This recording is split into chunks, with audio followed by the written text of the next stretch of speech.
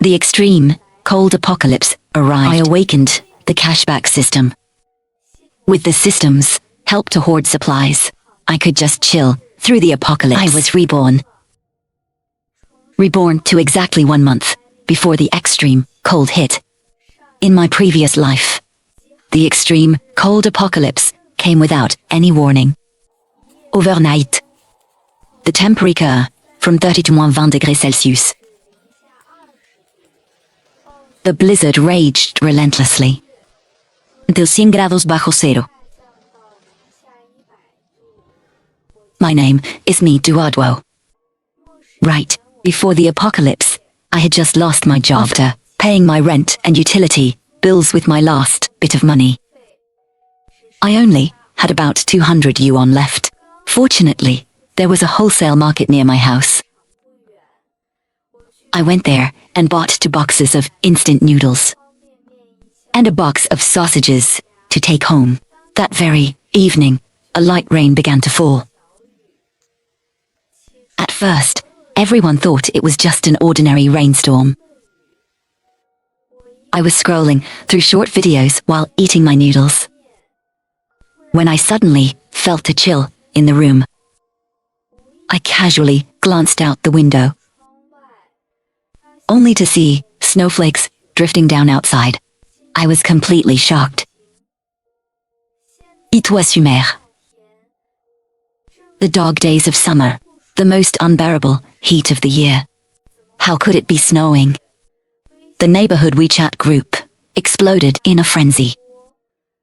My phone kept ringing with notification chimes.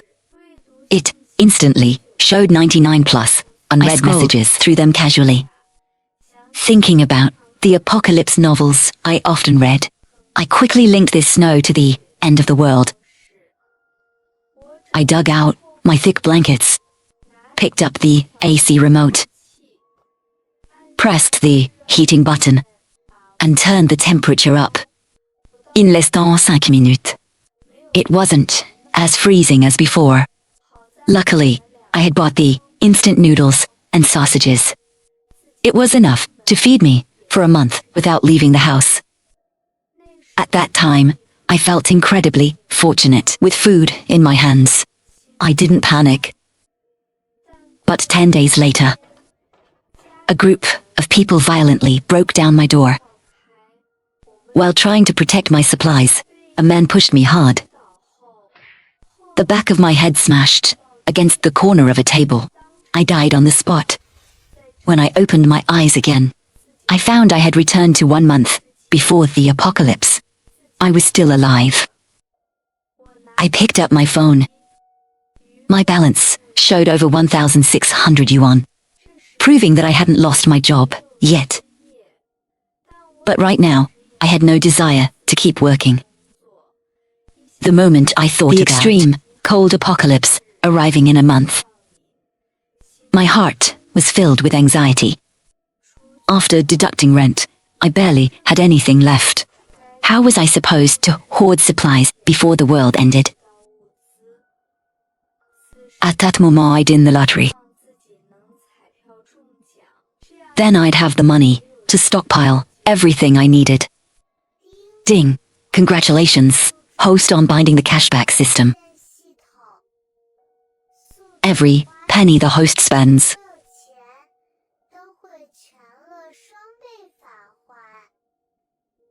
I suddenly heard an unfamiliar mechanical voice in my head. The soundproofing in this old apartment was terrible. I covered my mouth, trying my best not to scream out loud. After hearing everything the system said, from this moment on, I was itching to test it out. I briefly tidied up and quickly went down to the convenience store downstairs. I grabbed a bag of bread and walked to the counter to pay. Less than 2 seconds after I paid, a notification popped up. Spent 5 yuan. Bank card received 10 yuan. The money I spent really did come back doubled. To hoard supplies, I decided to quit my job today.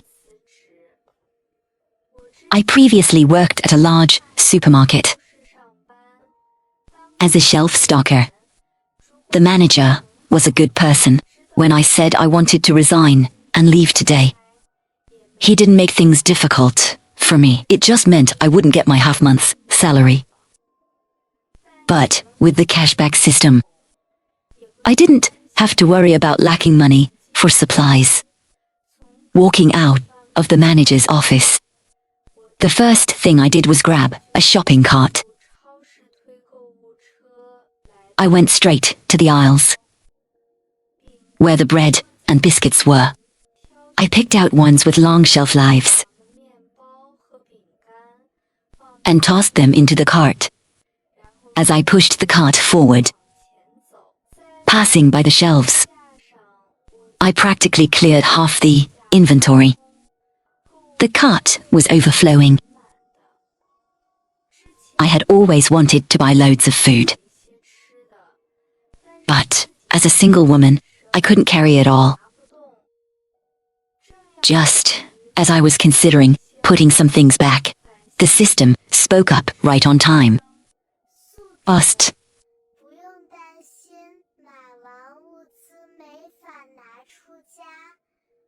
Or having nowhere to store them. Once you spend a total of 100 yuan,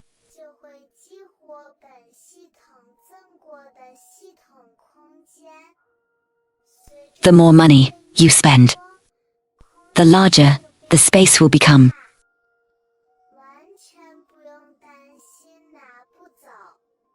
Or running out of storage room. It is also much safer.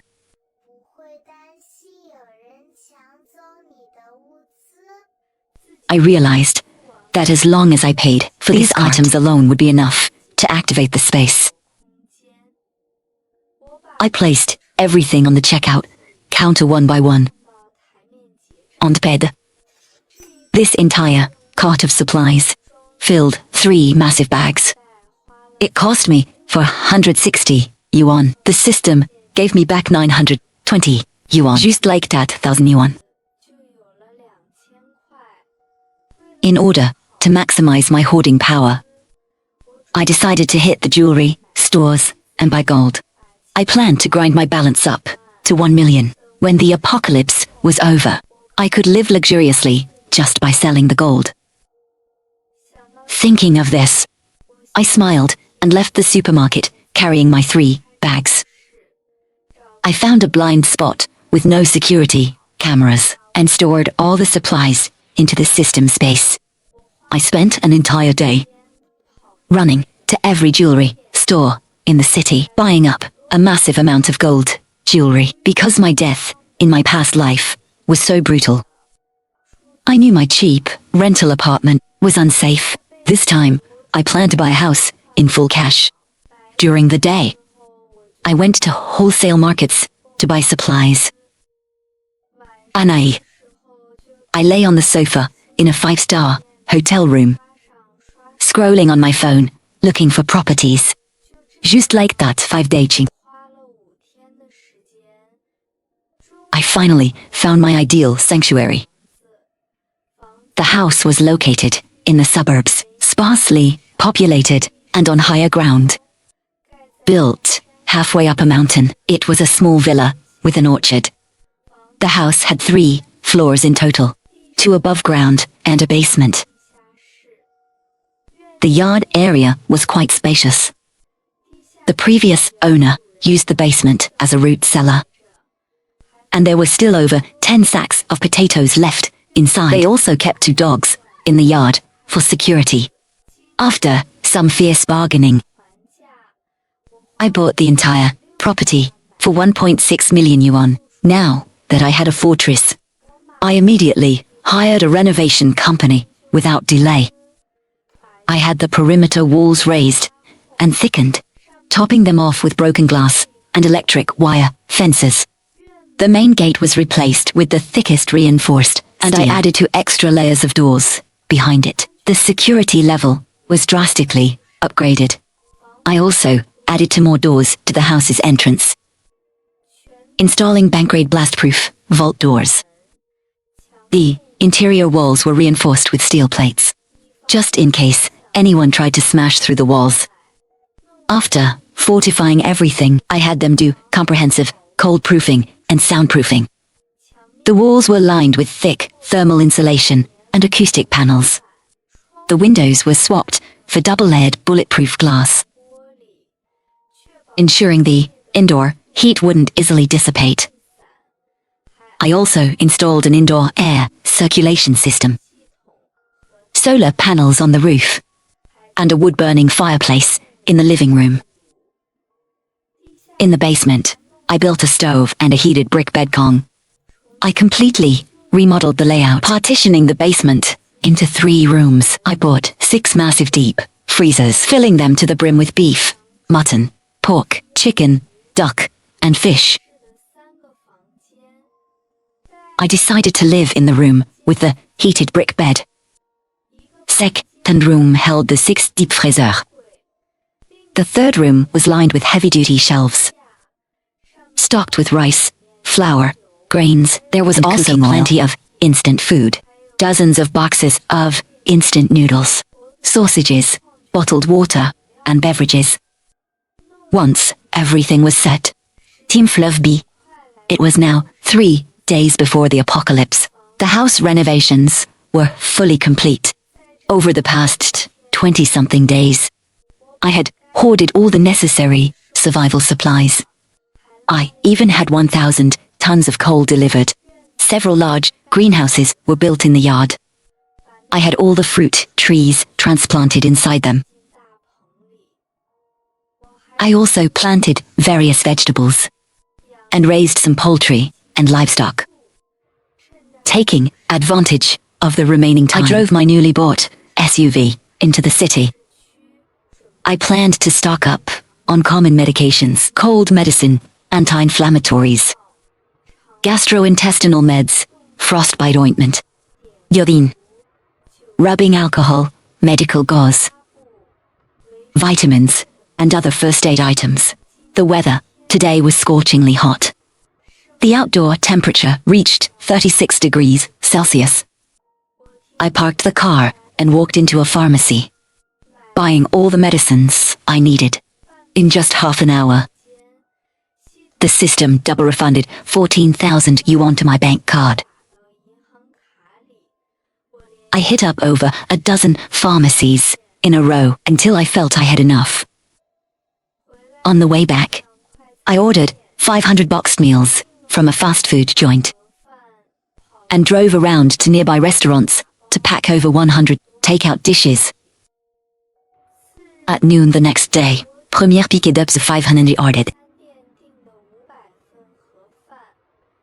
and went to the pet groomer to pick up the 2 German shepherds that were sent in for a bath. On the drive back home, the sky suddenly turned gloomy, and a light rain began to fall. A wave of doubt washed over me. In me past life and sunny. Perhaps the apocalypse was arriving early. I stepped on the gas, speeding all the way back to my fortress. The moment I stepped out of the car, I couldn't help but shiver. I could feel the temperature rapidly dropping. I tightly locked the courtyard gates and brought the 2 German shepherds indoors. The rain poured continuously until evening, as the sky grew dark. Snowflakes began to drift outside the window. By now, the outside temperature had already plummeted to 8 degrees Celsius. I sat comfortably on the sofa, sipping hot milk and scrolling through short videos. Every single news feed was reporting on the sudden temperature drop happening all over the country. Within less than half an hour, the temperature dropped another 10 degrees. The indoor heating system automatically kicked in. The indoor temperature stabilized at 20 degrees Celsius. Not too cold, not too hot, just perfect. The 2 German shepherds were warming themselves by the fireplace, happily gnawing on chicken legs. The moment I opened my phone, I saw messages flooding the supermarket employee group chat. They were all wearing summer clothes, trapped inside the supermarket, waiting for their families to deliver winter coats. The group chat kept dinging non-stop with incoming panics. I simply exited the group entirely. Suddenly, a voice call popped up. It was a familiar profile picture. After a moment of hesitation, I tapped to answer. Hello, what's up? Duoduo, I'm trapped at the supermarket. Can you bring some clothes over for me? I went back to my hometown. I'm not in the city. I can't help you. The temperature is dropping rapidly and the roads outside are covered in snow. Protecting yourself is the most important thing right now. There's no point risking your life going outside. Right after I hung up on my former co-worker, my phone started ringing again. The caller ID, read Mom. I sighed deeply and answered the call. Duoduo, why haven't you transferred your salary this month? Your dad says the weather is acting weird, and he wants to go buy some food to stock up. Transfer the money over right now. I don't have money. I lost my job. I spent all my cash paying rent a few days ago. I have less than 100 yuan left to my name. Barely enough for me to buy some instant noodles. Immediately, my mother's shrill, abusive voice pierced my ear. Lost your job? I always tell you to work harder and stop being so lazy. You definitely slacked off and got caught by your boss. That's why you got fired. Why did I give birth to such a useless daughter like you? I should have listened to your Uncle Zhong and given you away when you were born. I hung up the phone without hesitation. I stood up from the sofa, walked over to the window, and watched the increasingly heavy snow falling outside. I thought back to how my parents claimed they couldn't afford my schooling, using it as an excuse to kick me out of the house. I was forced to leave home and work menial jobs. Yet, they still demanded half of my salary every single month. But now, I had completely broken free from that toxic family. I was reborn, and even bound to a cashback system. God truly treated me well this time around. Thinking of this, my stomach suddenly growled. I walked into the kitchen and cooked myself a delicious bowl of noodles. While the internet was still up, I downloaded some T-Dowie shows, movies, and anime to kill time. The snow was still dumping down outside. The temperature kept plummeting bit by bit. Tonight, I decided to sleep in the basement. The brick bed down there should be fully heated by now. Before going to sleep, I placed a fruit knife and a baseball bat under my pillow. Juinkaz. The next morning, I was woken up by a ringing phone. Duoduo, open the door. I got into a huge fight with my boyfriend. I have nowhere else to go but to you. Please let me crash at your place for a few days, okay? I've been trudging through the snow for over 3 hours.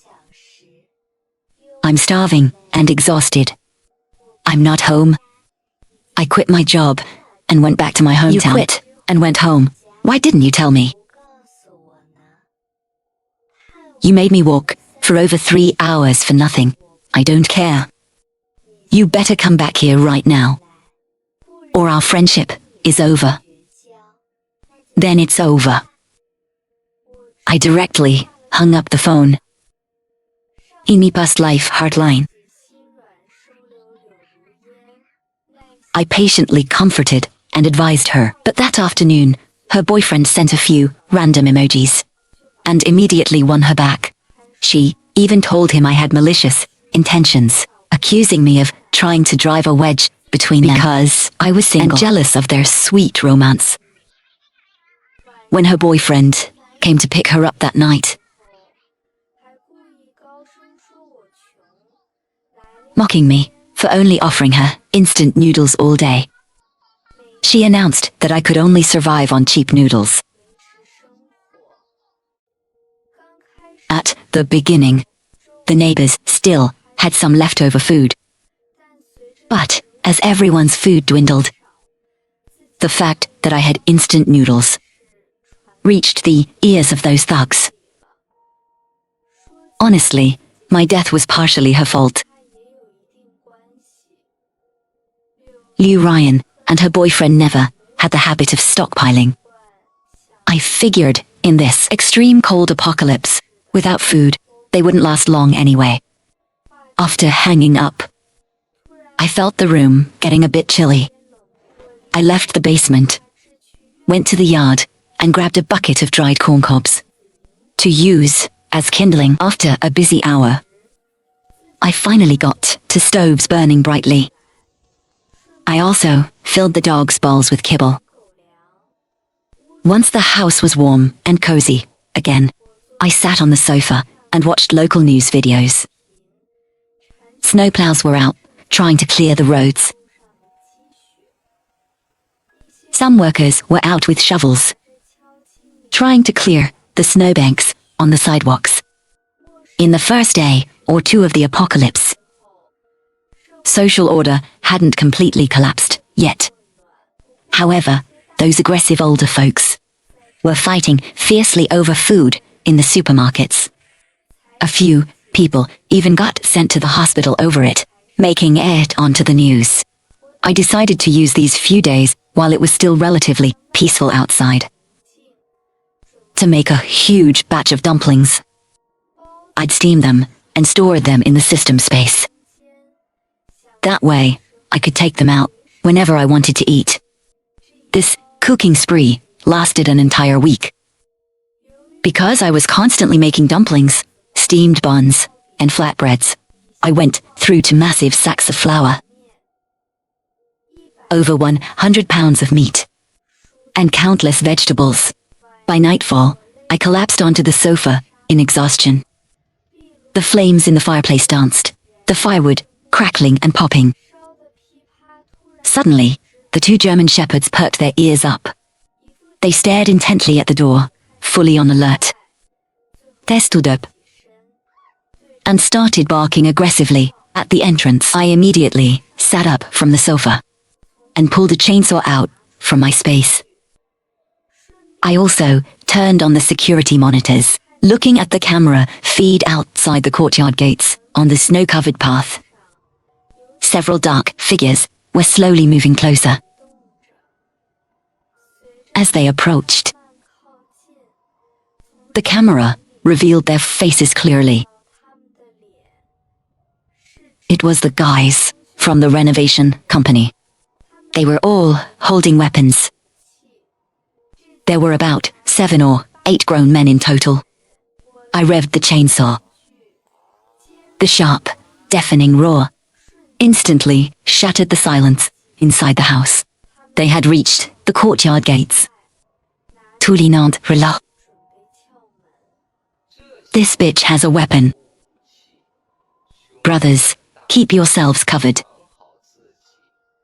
Don't lose your lives over this, or you won't get to split the supplies inside. They spent over half an hour prying at the gate.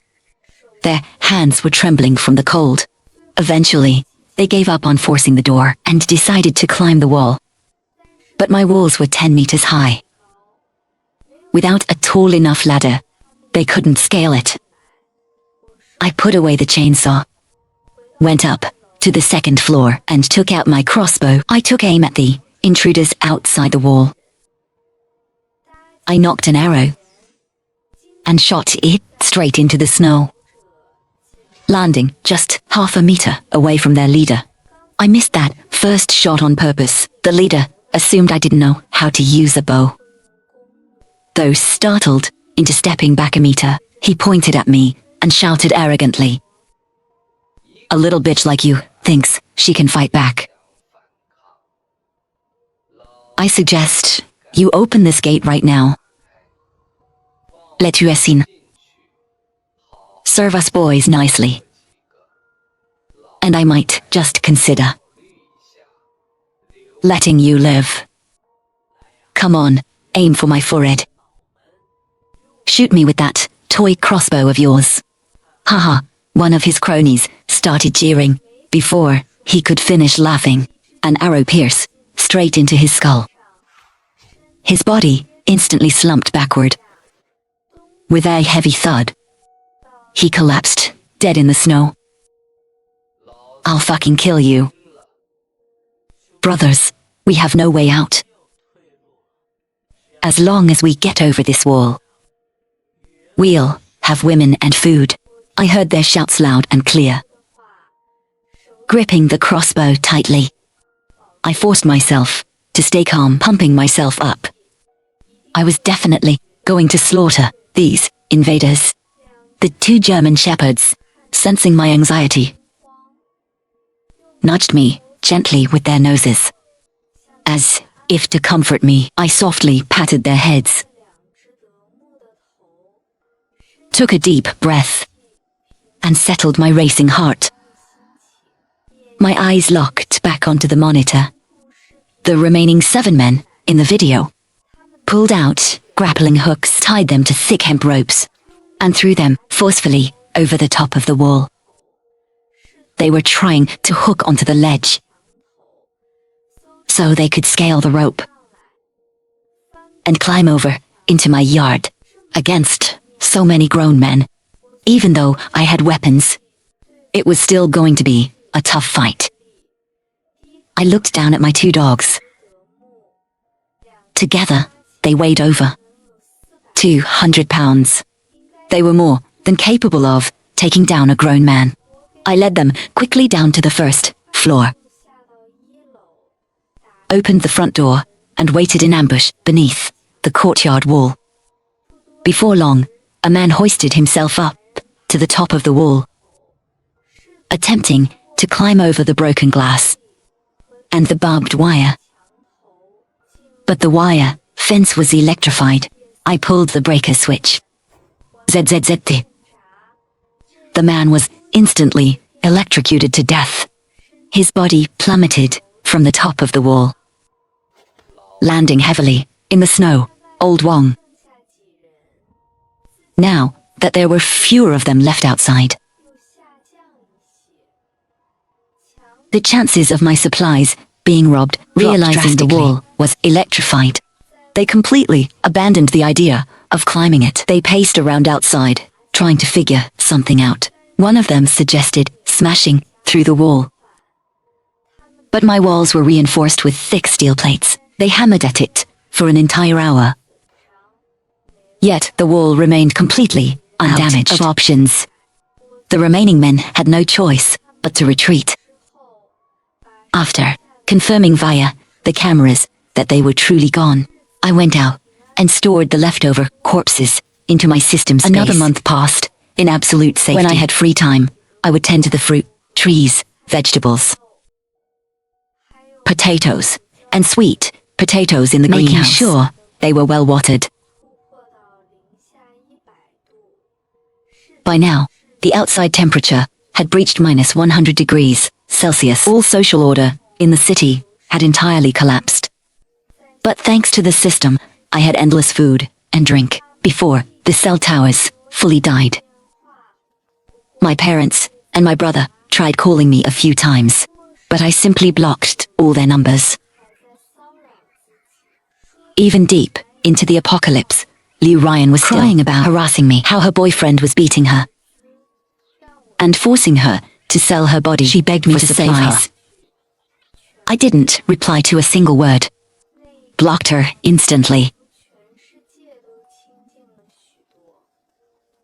At that moment, I sat at my table, eating a steaming hot pot and watching my favorite TV shows. Life couldn't possibly be any more perfect.